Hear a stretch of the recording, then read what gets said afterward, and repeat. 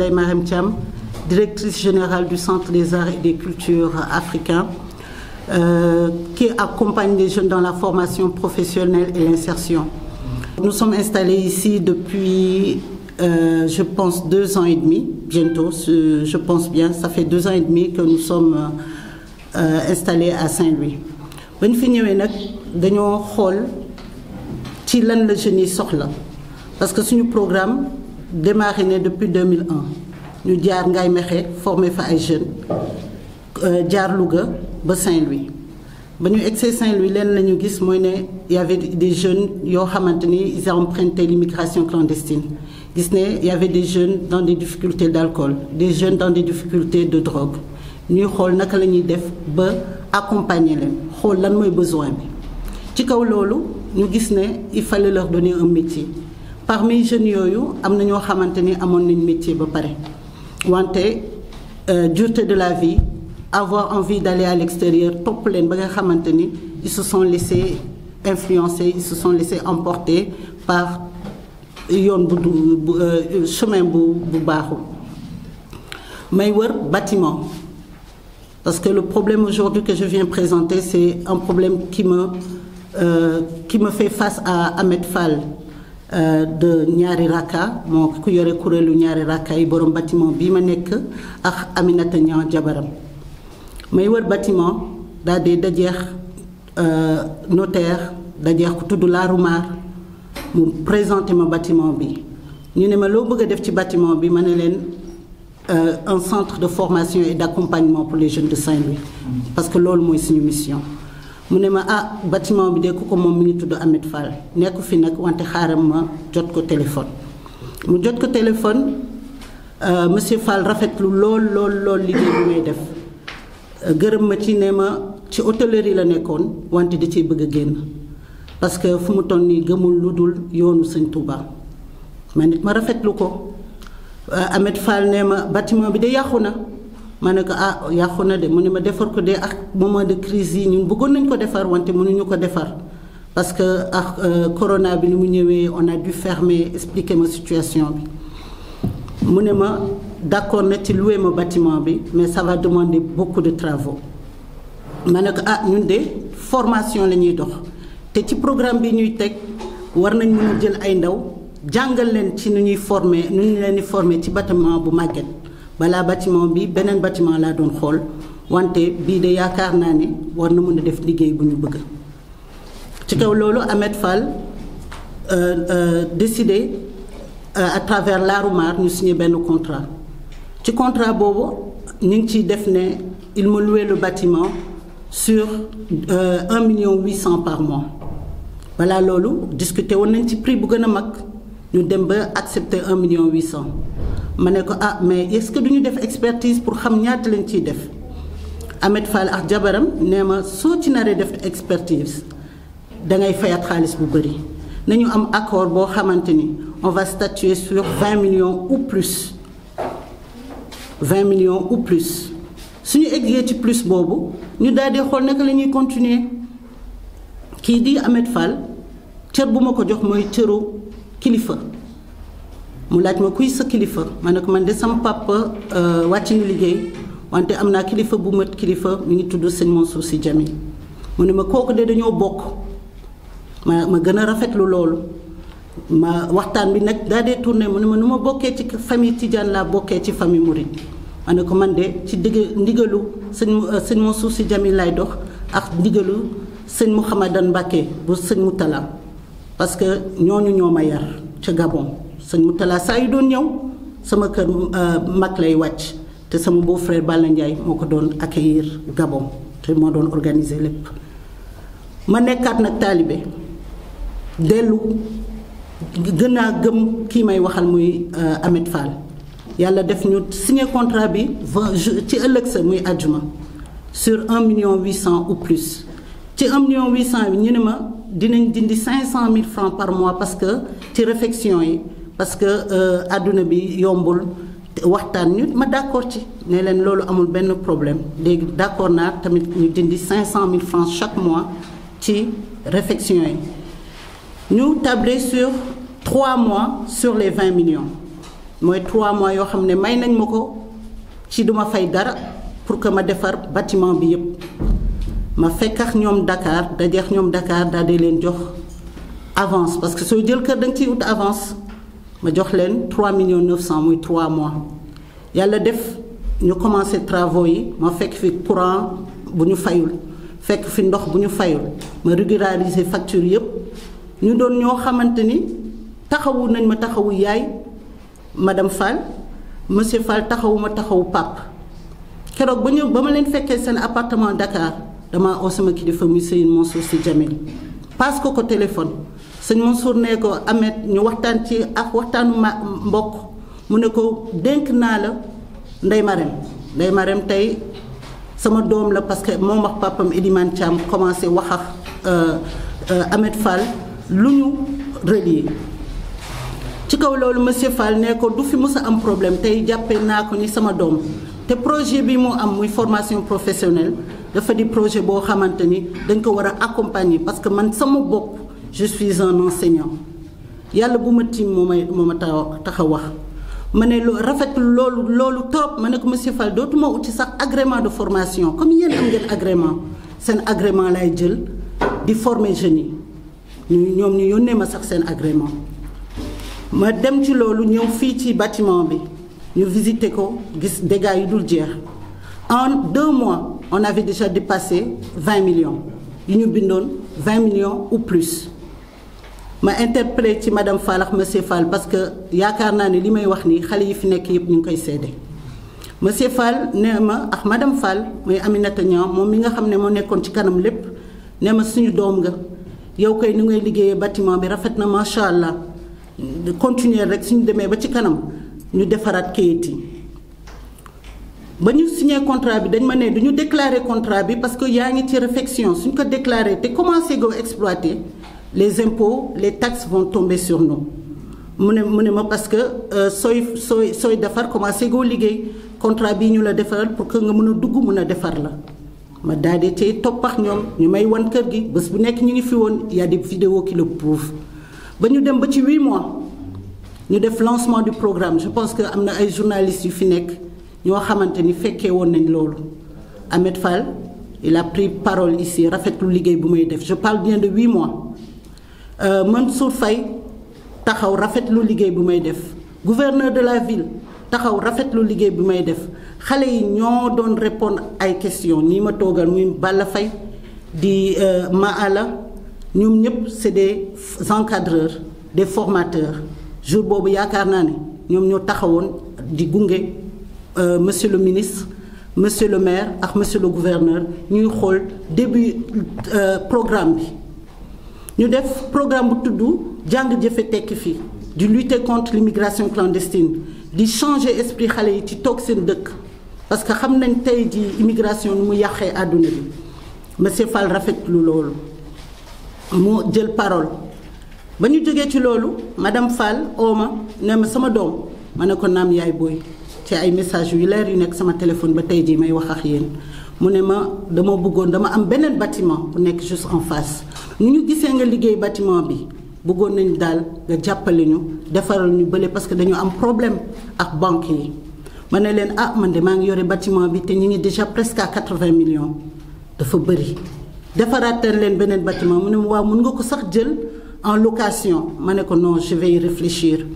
bés boobu ñu ma àndaloon ñu ngi fii ci salle bi et il y a des photos qui peuvent en témoigner xale yi nekk fii témoigner nañ ci matériel bu ma jënd ñu may convaincre di ma convaincre ba ma nangu ne leen léegi dinaa commencer entamer rénover leen seen bâtiment mais après on va voir ci yenn terme parce que fu ma toll nii engagé wu ñaari bâtiment ci location dafay metti ma waxtaan ak samay nit ñu ne ma ba c'est des parents mooy ñi ma àndal di liggéey ñu waxtaan ci madame Fall dellu si ma ne ko léegi ce qu'on va faire dinañ ko commencer rénover daal di jënd carreau ya daal di jënd ciment ba daal di jënd lépp lu ci war pour mun a changer carrelage te comme xale yi ñu ngi leen doon former ci fer forgé ñu ne dañuy defaral suñu bopp fenêtre ya ci kaw loolu ma madame Fall ne ko bëggoon naa balaa ñuy entamer liggéey bi bien commencé nañ décaper ñu dem ci avenant boobu mu waxoon ne suñu ci bâtiment bii ma nekk muy centre des arts et des cultures bés boobu madame Fall ñëw na ma waaw Marème 80 millions yooyu nga dépensé ñun mënuñu ko rembourser parce que ñun dañoo yaakaaroon ne 20 millions yooyu ñu waxoon bind ko ci kayit ou plus mën na nekk 1000 francs wante pour ñun dangaa bëgg rek continuer mais ñun mën ñu dépasser 20 millions. ma ne ko madame Fall mu ne ma ne ko loolu mënoo ko wax tey parce que yow ba ma eggee 20 millions dama ñëw waxtaan ak yow nga ne ñu continuer sama seen doom laa que du ma mës a am problème ba ñu pare bâtiment bi ñu defar avenant bu bees avenant bi sax bind nga ko signé guñ ko. madame Fall nee ma situation bu ñu nekk di may expliquer ay problème am loo xamante ni jéem naa ko comprendre mais je me suis dit aussi que naka la ñu mënee changer parole d'une manière aussi rapide. bés boobu ci salle bi nekk en face la ñu nekkoon madame Fall dellu waxataan ak jëkkëram dellu siwaat nee ma léegi d'accord nañ pour yokkal leen 10 millions ci 20 millions yooyu wante 80 millions mënuñu ko accepter fay. ma ne ko madame Fall mu ne ma ne ko xaalis bi du sama xaalis liggéey bi ñuy def c'est toute une association ay nit ñu nekk bitim réew bëgg a jàppale seen doomu dëkk investir ci lépp lu ñu am pour mën a empêcher jeunes yi ñuy def immigration clandestine mën a créer ay emploi moo tax ñu ñuy liggéey nous sommes une association bi nag xaalisam mënu ko jël ni sànni nii parce que xaalis bi ça doit servir di accompagner ay jeunes mu ne ma waaw wante 20 millions ba ñuy wax 20 millions ou plus bi ñun considéré wu ñu woon mukk ne 80 millions wala 100 millions dinañ ci egg ma ne ko mais ngeen fekkee lépp. benn soir monsieur Fall ñëw fi fekk ma may continuer sama liggéey ci kaw entre temps ils nous ont mu ne ma dem toog ak madame Fall waxtaan ak moom parce que bëggul ma am problème te xam na ne entre jigéen day metti madame Fall sa yaay la demal toog nga waxtaan ak moom. ma dem kër madame Fall fekk ko fa ànd ak sama xarit bu tudd Darlene Nozis ak sama neveu bu tudd Mamadou ñu fekk ko këram mu jël ma man. ne ñeneen ñi ñu xaar ñu egg ci benn salle ci biir këram ma ne ko madame Fall mu ne ma ne ko ñaaw na Sénégal di ñu dégg Ndar di ñu dégg ñuy xëccoo yéen samay parents ngeen.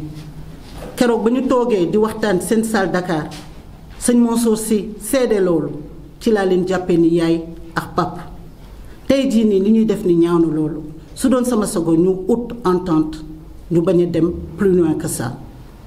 madame Fall nee ma. amul problème man nga def fa 100 millions ou plus loolu sama yoon nekku ci monsieur Fall sax moo nangu yokkal la 10 millions ci 20 millions yi ñu waxoon wante su doon man du mus a am. ma ne ko léegi amul problème waxtaan na ak samay gars on est prêt bàyyi leen 50 millions sur la rénovation 30 millions ngeen bëgg a fay amul benn problème nangu nañ ko.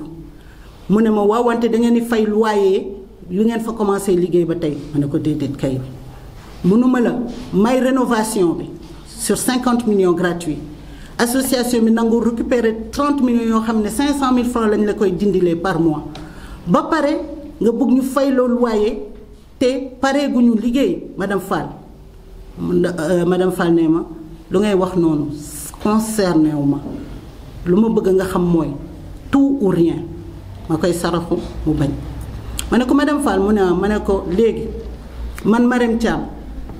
dinaa la jox 6 millions yoo xamante ni sama association sama groupe duñ ko yëg pour ñu fay coow lii mu ne ma déggoo lu ma la wax j'ai dit tout ou rien ou je te fous dehors. ma ne ko madame Fall mu ne ma ne ko 6 millions nit yëkkati jox la ko may la 50 millions ci rénovation mu ne ma gis nga li ngay wax nii ça ne m'intéresse pas tout ou rien. ma ne ko jël naa rien ma ne ko rien mooy Allahu subhanahu wa taala. jël naa rien daal di jóg mu ne ma c'est ce que tu décides ma ne ko c'est ce que je décide parce que koo àndal moom yàlla la yaakaar te man lu may def yàlla rek laa ci yaakaar gëm naa ne justice sénégalaise du nangu loolu ma ñëw dellu si parce que may nit 50 millions tegal ci 6 millions ñaan ko rek 3 mois ne ko ñetti weer d'ici 3 mois ma pare bâtiment bi ma bañ nga pare bâtiment bi ñu commencé loyer ba pare fay ko ay mois de loyer ñaan ko ñetti weer nar ko may investissement bi sur 50 millions en accord avec l'association pour rek ñu am jàmm ba continuer programme bi ma génn foofu ñibbisi ba ma ñibbisee quelques jours après j'ai reçu une notification du tribunal bu may demander benn kayit sur défaut de paiement de loyer ma daal di jël avocat muy Maître Tandian exposé ko fee yëpp nee nag mënuñu fay loyer te pare gu ñu liggéey ndaw si waxante ndax moom lépp lu jekk may naa ko sax 50 millions association bi d'accord nañu laisser 50 millions ñu rembourser 30 millions parce que période boobu on était à 80 millions mu bañ lii nag yaakaar naa ne sama dëkk Sénégal am na yoon mënuma accepter que ñu may brimer nii 3 mois yu ma doon laajte c'est pour gagner ma dignité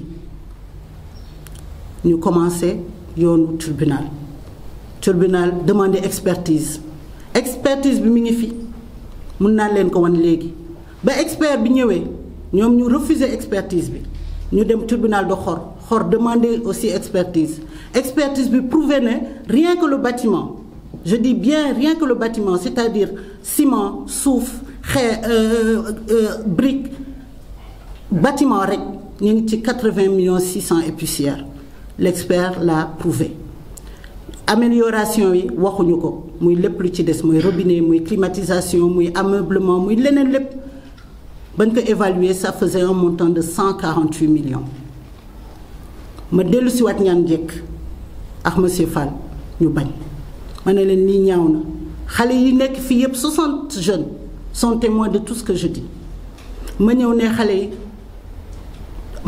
proposé naa leen may leen investissement bi ñu bañ ñu ne ma yaay booy loolu ñu ci dal lu tax ñu koy def tey jii nag dem naa ci ba ñu tëj ma ci kaso bâtiment 2 mooy bâtiment bu ma newoon ma jàppale ko te yàlla rek tax parce que dafa nekk ci difficulté ba lépp ma ci 1 million jour boobu ma lebal ko tey jii xëy naa suba teel dem ñu ooma justice ma dem ñu tëj ma pour 3 jours yàlla def ma dem procès 3 jours après yàlla def le tribunal m'a déchargé de toutes ces accusations là ngir benn message bu ma yore woon sama téléphone bu wane ne madame Fall lu ma waxoon yëpp du dëgg tey nag le centre des arts et des cultures centre bi nga xamante ne elle lutte pour former les jeunes on a formé 60 jeunes bu nekk atelier bu nekk on a créé 3 ateliers en menuiserie bois fer forgé ak peinture kii toog sama wet muy Balla Faye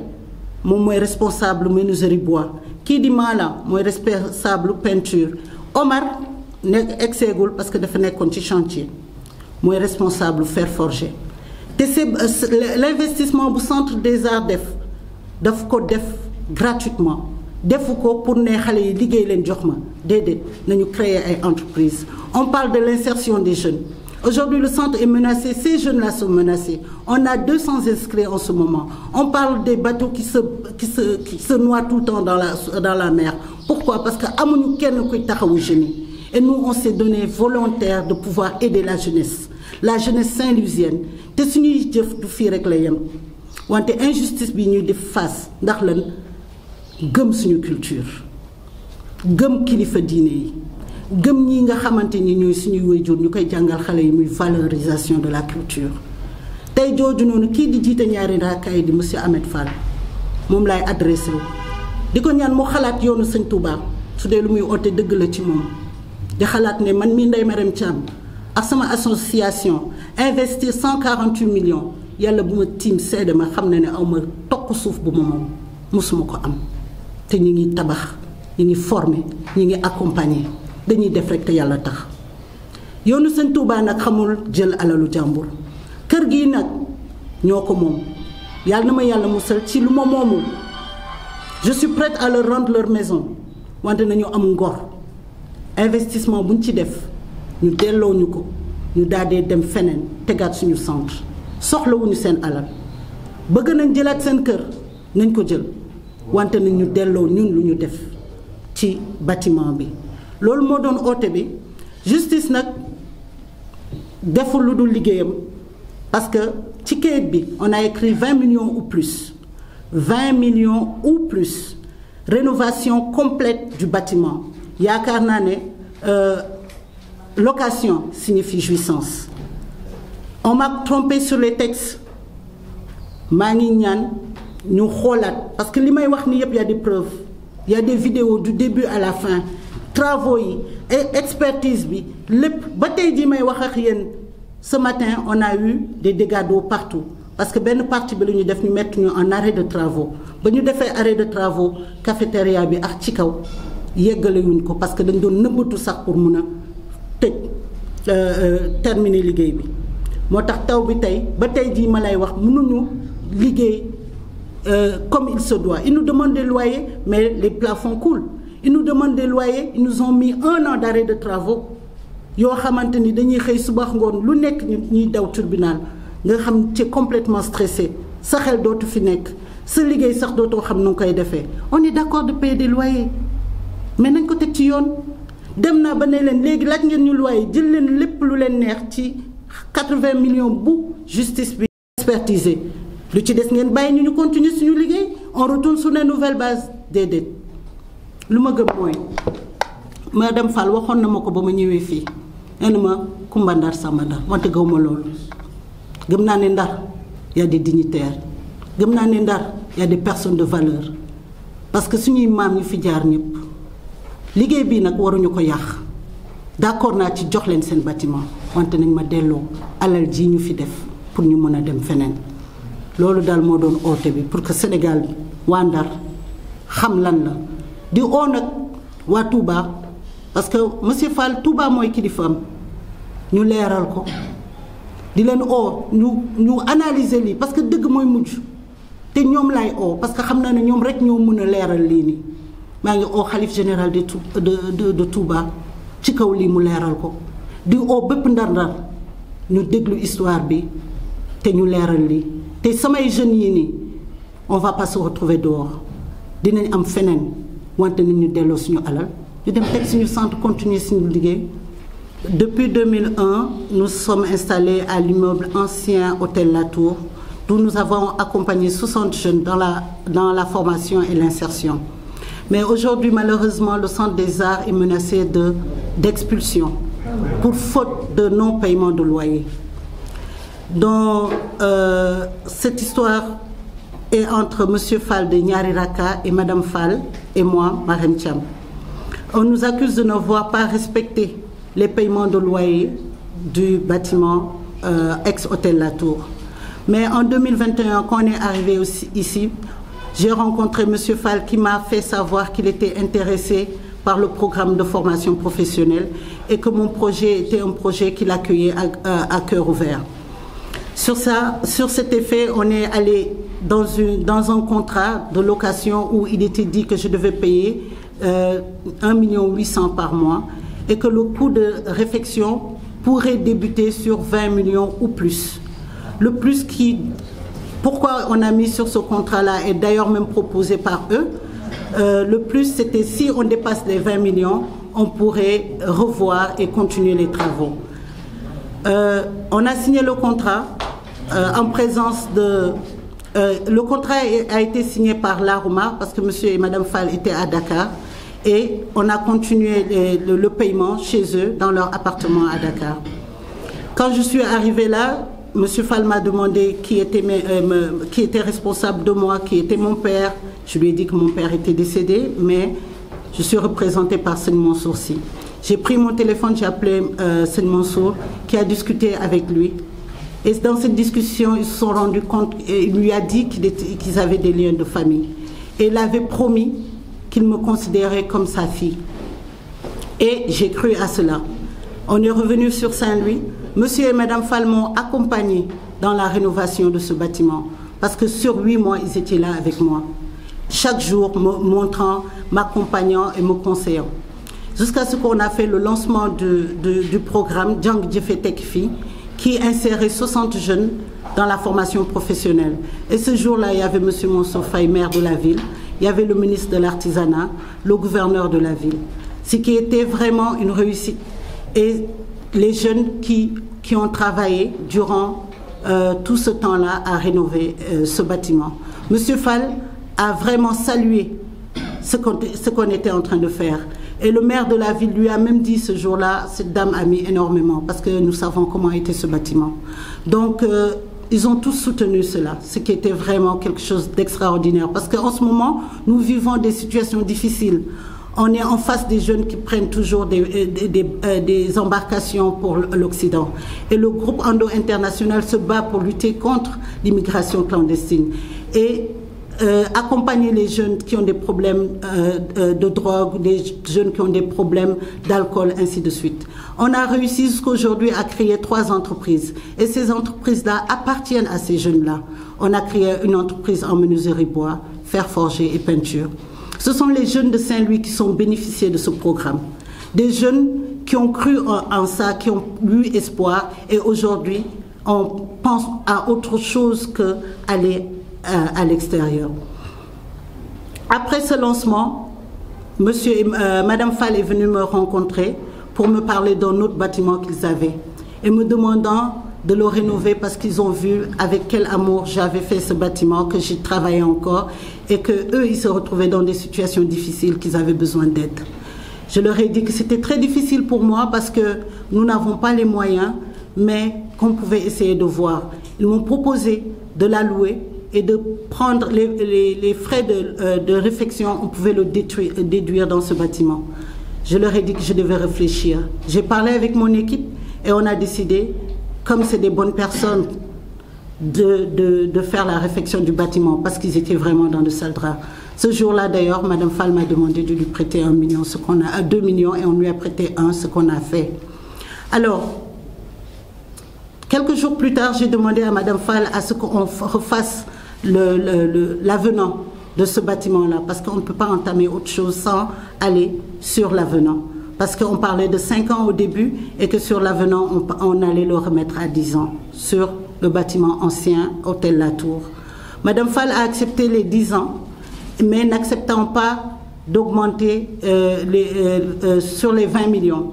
Je lui ai dit, mais Madame Fall, quand on a commencé les travaux, vous nous avez bien dit qu'on a signé ce contrat juste pour qu'on puisse avoir accès au bâtiment. Et qu'une fois les travaux achevés, on devait mettre un autre contrat qui pouvait nous permettre de commencer à payer les loyers. Parce que si on déclarait, et d'ailleurs ils m'ont demandé qu'on ne va pas déclarer le contrat en ce moment, parce que si on le déclare, on va payer des taxes alors que vous n'avez pas encore commencé à exercer. Donc finissons d'abord les travaux. À 8 mois, je leur dis, il est temps qu'on refasse le contrat parce qu'il reste que le dernier niveau. Elle me dit, d'accord, mais on n'est pas d'accord sur les 80 millions. Parce que quand on parlait de 20 millions, j'ai dit, mais vous avez dit 20 millions ou plus, et puis depuis vous êtes derrière nous à nous accompagner. Il dit, oui, mais ou plus peut signifier autre chose.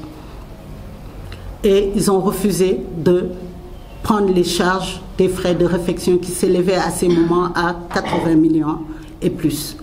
Monsieur Fall est venu me voir après, dans la soirée, où je pense que ces jeunes ici présents sont témoins de sa visite. Il est monté en colère et on lui a parlé respectueusement.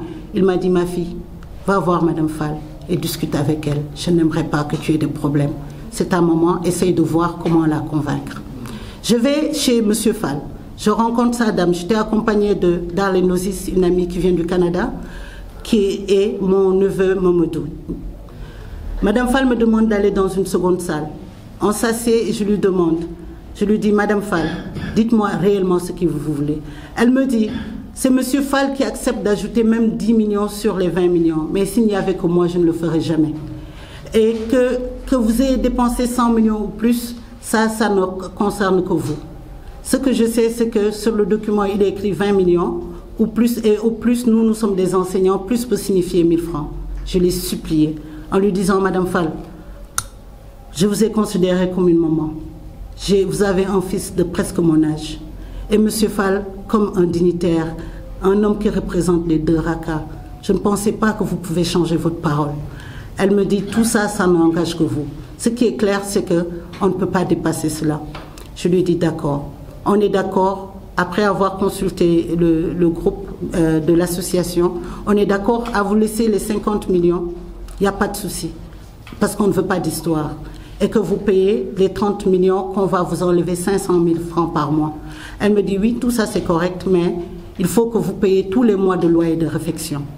Je lui dis, Madame Fall, on ne peut pas vous offrir 50 millions et vous payez aussi les temps de réflexion alors que nous n'avons pas encore commencé à travailler.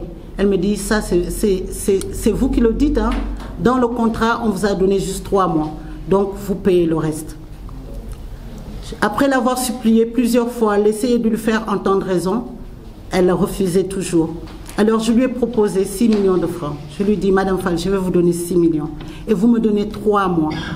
3 mois, que le bâtiment soit achevé ou pas, nous allons commencer à vous payer les loyers par mois. Mais donnez-nous 3 mois parce qu'on n'a pas d'argent et il reste beaucoup de travaux. La seconde phase qui est le café, le toit du café et de la paillote n'est pas encore fait. Et il va falloir qu'on dépense encore de l'argent. Elle me dit, Madame Thiam, ce que je dis, est-ce que vous l'entendez ou pas? Je dis bien tout ou rien ou je vous fous dehors. Je lui dis, Madame Fall, kholal yalla. Elle me dit tout ou rien ou je vous fous dehors. J'ai dit alors je prends rien. Je vais prendre rien parce que pour moi rien signifie être avec Dieu. Et j'ai quitté son domicile. Je suis venue rendre compte à mes collaborateurs. 2 jours plus tard, on a reçu un papier venant de la justice en disant faute de non-paiement de loyer. J'ai pris un avocat et on a commencé à se battre. Et aujourd'hui, le centre est menacé d'expulsion. On est menacé d'expulsion pour faute de non-paiement de loyer. Mais une entreprise comme la nôtre, qui fait du social et business, on a créé ce programme social et business pour pouvoir, ce qu'on prend dans le business, on le met dans le social pour pouvoir accompagner les jeunes. Aujourd'hui, nous avons créé 3 entreprises, menuiserie bois, fer forgé et peinture. Et les fonds ont été mis par le Centre des Arts et des Cultures. Nous avons eu l'accompagnement en formation professionnelle avec le 3FPT, avec Sophie Diallo, qui a été vraiment une aide pour nous dans l'insertion. Mais aujourd'hui, je fais appel à l'État du Sénégal. Je fais appel à Touba, parce que M. Fall est le représentant des 2 RACA. Et pour moi, j'ai cru aux valeurs et cultures.